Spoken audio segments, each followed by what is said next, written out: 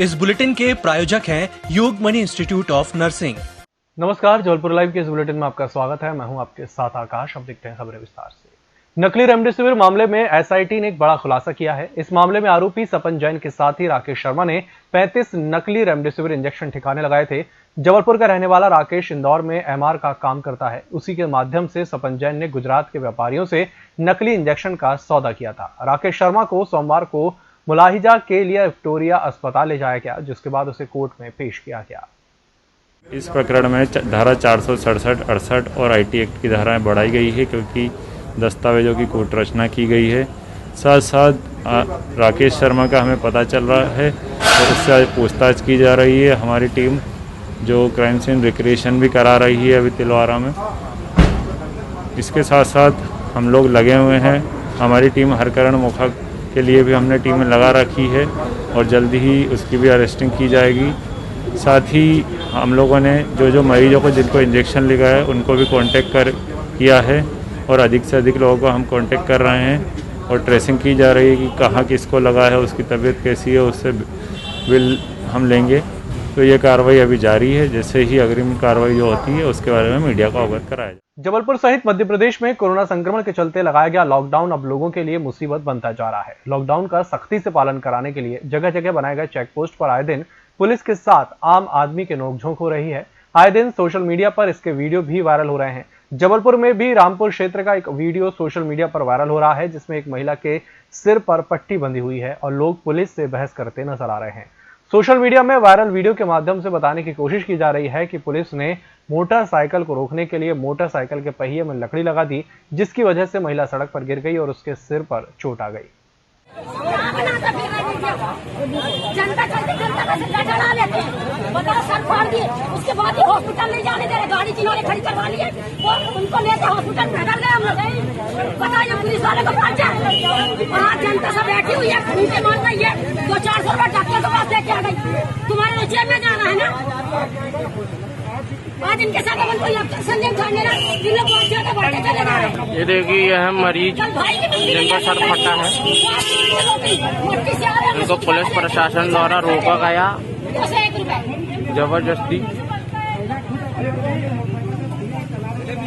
ऐसे में भी इंसान नरम दिल से बात करता है, चलो गलती हमारी है, हम लोग किसकी गलती है। उसके बाद में गाली नहीं देना, गाली नहीं देना, गाली नहीं देना, ये क्या है? कुछ पता ही नहीं है ना। चलो हो गया। रोका कौन पुलिस वाले ने, ये बताओ। लेडीज काम धंधा नहीं थे। कल शाम को थाना गोरखपुर अंतर्गत रामपुर चौक पर लगभग 5:30 बजे की बात है कि वहाँ चेकिंग पॉइंट लगा हुआ था। वहाँ से गोरखपुर निवासी अविनाश राजपूत अपनी मां को लेकर जा रहा था। क्योंकि वहाँ चेकिंग पॉइंट था तो स्वाभाविक सी बात है कि पुलिस ने उसको रोका वहाँ पे। लेकिन फिर कुछ ऐसा हुआ कि उसने जाके गाड़ी आगे रोका और उसको लगा कि शायद मेरे पीछे कोई नहीं है, तो उसने एकदम से गाड़ी तेज़ कर ली। तो इसी गाड़ी के गति के चक्कर में उसकी माँ जो कि साथ थी तो बाइक से गिर गई और उसके सिर में चोट आई। बाद में मीडिया पे ऐसी न्यूज़ आई कि पुलिस ने लाठी से मारा है और सिर में चोट है। और बाद में अविनाश राजपूत अपनी माँ को आधे घंटे बाद थाने भी गया था। तो थाने पे जो मेडिकल एमएलसी होती है तो उनकी माँ ने इस बात को एक्सेप्ट किया था कि मेरे को बाइक से गिरने से चोट आई है। और फिर आज जब मैंने उनको बुला के अपने ऑफिस में जांच पड़ताल किया और उनके बयान लिया तो इस बात को उन्होंने स्वीकार किया है कि मैं थोड़ा सा कल क्षुब्ध था। कल मेरी माँ को चोट आ गई थी तो मैं गुस्से में था और कुछ राजनीतिक इंटरफियर इस मामले में हो गया था। तो मैंने भी मीडिया के सामने आकर ये बोला कि भाई हमारी माँ को पुलिस ने लाठी से मारा है। लेकिन ऐसी कोई बात नहीं जिसकी कि उन्होंने मेरे ऑफिस में पुष्टि की है और बयान भी दिया है और वीडियो रिकॉर्डिंग भी कराई उन्होंने। और उनको कोई समस्या नहीं है और उनकी माँ का इलाज चल रहा है, सब अच्छे हैं, स्वस्थ हैं। 9 माह के आयुष की मदद के लिए अब लोग आगे आने लगे हैं। इसी कड़ी में जबलपुर कैंट क्षेत्र के बीजेपी विधायक अशोक ईश्वरदास रोहानी भी मदद के लिए आगे आए हैं। उन्होंने आयुष के लिए हो रही क्राउड फंडिंग में अपना अंशदान कर लोगों से भी उसकी मदद की अपील की है। आपको बता दें कि उन्होंने अपनी व्यक्तिगत निधि से 51,000 रुपए की राशि आयुष के इलाज के लिए हो रही क्राउड फंडिंग में प्रदान की है। इसके अलावा शासन प्रशासन स्तर पर मदद के लिए भी हर संभव मदद के लिए परिजनों को आश्वस्त किया गया है। मैं अपने व्यक्तिगत निधि 51,000 रुपये की राशि समर्पित करता हूं उसके इलाज के लिए। साथ ही माननीय मुख्यमंत्री जी से भी मैंने आग्रह किया है कि उनको वो आगे आकर इस बच्चे की मदद करें, उस बिटिया की मदद करें, उसके बेटे की मदद करें। यह इलाज ऐसा है कि जो काफ़ी एक्सपेंसिव है, काफ़ी खर्चीला है, खर्च होता है इसमें, और उसमें माननीय मुख्यमंत्री जी के स्तर पर मदद करने के लिए मैंने माननीय मुख्यमंत्री जी को निवेदन किया है। साथ ही मैं सभी सामाजिक सेवा संगठनों से भी आग्रह करता हूं कि संस्कारदानी की परंपरा जो मदद करने की है, उस परंपरा को आगे बढ़ाते हुए उस बेटे जो संघर्ष कर रहा है उसकी मदद के लिए सबको आगे आना चाहिए, और उसको इलाज मिल सके, वो इंजेक्शन मिल सके, इसके लिए राशि जुटाकर जबलपुर में एक उदाहरण पेश करना चाहिए। Yogmani institute of nursing, Jamdar hospital, Jabalpur. Nursing के क्षेत्र में करियर बनाने का सुनहरा अवसर। प्रवेश प्रारंभ BSc nursing, post basic BSc nursing, GNM. पता 198/2 Raigwa, ward number 72, Arihant warehouse के पीछे, पाटन बाईपास चौक के पास, जबलपुर। जबलपुर पुलिस की आम जनता से बेरुखी इन दिनों पूरे प्रदेश में चर्चा का विषय बनी है। कभी चेकिंग के नाम पर सिर फोड़ देना, तो कभी मासूम को लॉकडाउन के उल्लंघन में पीटने की घटना को अभी लोग भूले भी नहीं थे कि अब एक महिला थाना प्रभारी ने चेकिंग के नाम पर युवक को पीट दिया। फालतू की बात नहीं है, हमसे भी बात नहीं करना चाहता, हमसे भी नहीं करना चाहता,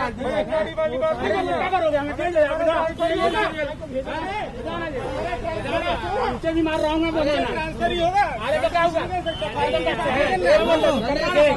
फालतू की बात नहीं करना,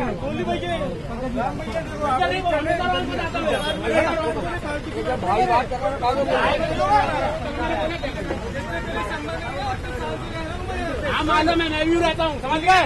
समझ गए ना? ट्रेली की तराजू ले ली। जब मैंने कलिंदर फेंका तो एक सर मेरे को गाड़ी में बैठा है और एक सर ने मेरे को खूब पीठ में मारा, बहुत कस के, और बहुत गाली भी दिए। बेटा आपका नुकसान कितने का हो गया? 600-700 रुपए का। सरकार का आदेश है कि हाँ ठेला चालक अपने व्यापार कर सकते हैं, लेकिन आज यहाँ पर 100 डायल इनके साथ में जबरदस्ती करा, इनका 700-800 रुपये का नुकसान किया। बेचारे ने 2 रुपया नहीं कमाया और 700 को नुकसान किया। 18 साल की गुंडागर्दी, थाने की 18 साल की गुंडागर्दी ये शर्मसार कर रही है, जहां आदमी भुखमरी से मर रहा है, लेकिन ये अपने जेब भरने के लिए 500-500 रुपये मांग रहे हैं, 100-100 रुपये मांग रहे हैं। ये सरासर गलत है, हम इसका विरोध करते हैं। अगर नागपुर जबलपुर राष्ट्रीय राजमार्ग 7 में एक दिल दहला देने वाला वीडियो सामने आया है। इस वीडियो में ड्राइवर जहां ट्रक से निकलकर कई फीट ऊपर हवा में उछल गया, तो वहीं घटना में ट्रक भी टूटकर 2 टुकड़े में बट गया। ये घटना उस समय की है जब ट्रक नागपुर से जबलपुर की ओर आ रहा था। ट्रक रफ्तार में होने के कारण डिवाइडर से टकरा गया। हादसे की पूरी घटना वहां लगे सीसीटीवी कैमरे में कैद हो गई है। थाना बरगी अंतर्गत रमनपुर घाटी में एक ट्रक जो है पलट गया था, जिसमें उसके ड्राइवर और एक अन्य व्यक्ति घायल हुआ है, जिनको उपचार हेतु मेडिकल भेजा गया है, और इसमें जो है आगे विधिवत कार्रवाई की जा रही है। इसी प्रकार थाना सिहोरा अंतर्गत धनगमा के पास नेशनल हाईवे पे एक ट्रक खड़ा हुआ था, जिसमें पीछे से ट्रक आके जो है उस पर ठोकर मारा है, जिसमें ट्रक चालक की मृत्यु हो गई है। उसका पीएम करवा के उस पर थाना सिहोरा में मामला पंजीबद्ध अग्रिम विवेचना की जा रही है। खमरिया थाना अंतर्गत डुमना क्षेत्र में हिट एंड रन के शराब के नशे में धुत 21 वर्षीय युवती ने अपने 3 शराब में धुत अपचारी दोस्तों के साथ मिलकर गत शाम रास्ते से जा रहे साइकिल सवार युवक को टक्कर मार दी। पुलिस ने बताया कि डायल 100 से सूचना मिली कि एक युवती ने अपनी कार से युवक को टक्कर मार दी है। टक्कर लगने से युवक की साइकिल पूरी तरह क्षतिग्रस्त हो गई। युवक घायल है। हमें डायल के माध्यम से सूचना प्राप्त हुई थी कि एक युवती ने एक साइकिल चालक को टक्कर मार दी, तो हम मौके पर रवाना हुए। हमारा स्टाफ मौके पर रवाना हुआ, जहाँ देखा तो वो युवती और एक युवक और 2 अपचारी बालक, ये तीन चारों लोग शराब के नशे में थे। और ये जो साइकिल सवार था जिसका एक्सीडेंट हुआ है, क्षतिग्रस्त हुआ है, जो उससे अभद्रता कर रहे थे। स्टाफ के द्वारा मौके पहुँचने पर उनके द्वारा समझाया गया तो वो स्टाफ के साथ भी अभद्र व्यवहार कर रहे थे, जिसको हम थाने लेकर आए। और उनसे हमने लॉकडाउन में, आज चूँकि आज रविवार है, उनसे हमने लॉकडाउन में घूमने का दस्तावेज पूछे, जिसने ना होना बताया। और स्टाफ के द्वारा समझाने पर काफ़ी अभद्रता की गई युवती द्वारा, जिसके खिलाफ हमने 188, 279, 337, 269, 271 आईपीसी और 51 आपदा प्रबंधन की कार्रवाई की गई है। और जो कि युवती शराब के नशे में वहाँ प्रतीत हो रही थी, तो युवती का हमने मुलाजा कराया गया, जो डॉक्टर द्वारा उसमें एल्कोहल होना उल्लेख किया गया है। 18+ की कैटेगरी में कोरोना की वैक्सीन लगवाने को लेकर कितना उत्साह है, इसकी बानगी रविवार को देखने को मिली। इस कैटेगरी में जिले में 13,600 टीके लगने थे, जिसके मुकाबले 13,161 हितग्राहियों ने टीका लगवाया। वहीं सभी कैटेगरी को मिलाकर 14,300 टीके लगाने का लक्ष्य रखा गया था, जिसके बाद 13,683 लोगों को वैक्सीन लगी। रविवार को स्वास्थ्य विभाग का टारगेट 18 के वैक्सीनेशन पर रहा। इसी के चलते इस कैटेगरी के लिए 47 तो 45 कैटेगरी के लिए 4 केंद्र रखे गए। आज सोमवार को 64 केंद्रों पर टीके लगाए गए। कोरोना संक्रमण की रफ्तार में आई कमी ने राहत देने का काम किया है। अप्रैल और मई के शुरुआती हफ्तों में जहां अस्पतालों में ऑक्सीजन और आईसीयू बेड के लिए मरीज इधर से उधर भटक रहे थे, वहीं अब जिले के कोविड अस्पतालों में भर्ती मरीजों की संख्या में तेजी से कमी आई है। 23 मई की शाम तक जिले के शासकीय और निजी अस्पतालों में कोविड के 65% बेड खाली थे। 7 शासकीय अस्पतालों में 1284 बिस्तरों में से 674 पर मरीज भर्ती हैं। वहीं 55 निजी अस्पतालों में 2348 बिस्तरों पर मात्र 598 मरीज ही भर्ती हैं। लॉकडाउन में चोरी कैसे हो रही है? पुलिस सड़क पर है, लोग घरों से कम निकल रहे हैं, बावजूद चोरी की घटना होना सवाल खड़े करते हैं। एसपी सिद्धार्थ बहुगुणा ने सभी राजपत्रित अधिकारियों की बैठक में निर्देश दिए कि 50,000 से अधिक संपत्ति चोरी के प्रकरणों में 10,000 का इनाम घोषित कराओ, पेशेवर अपराधियों की गुजर बसर की जांच कराओ, संदिग्ध आचरण मिले तो पूछताछ करो। रविवार रात 8 बजे से शुरू हुई ये बैठक 2 घंटे चली। बैठक में एसपी ने 1 जून से शर्तों के साथ खुल रहे लॉकडाउन को लेकर भी चर्चा की। लॉकडाउन में पुलिसकर्मियों की मुस्तैदी की तारीफ की और कहा, चेकिंग के दौरान संयम बरतें। यदि कोई मौके पर बहस करता है तो उसका विवरण, फोटो और वीडियोग्राफी लेकर जाने दें। बाद में एफआईआर दर्ज कराने के बाद कार्रवाई करें।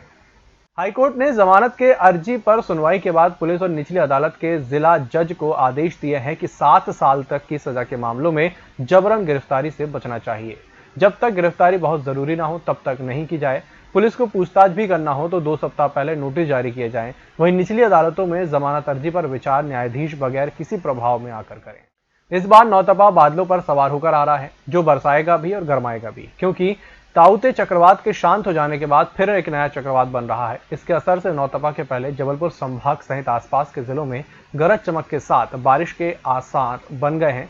मौसम विभाग ने सोमवार मंगलवार को जबलपुर के अलावा दमोह, सागर, उमरिया सहित आसपास के जिलों में बारिश की संभावना जताई है। आसमान पर भले ही बादलों की आवाजाही बनी हुई हो, लेकिन नौतपा की आहट के बीच सूरज ने भी तीखे तेवर दिखाने शुरू कर दिए हैं।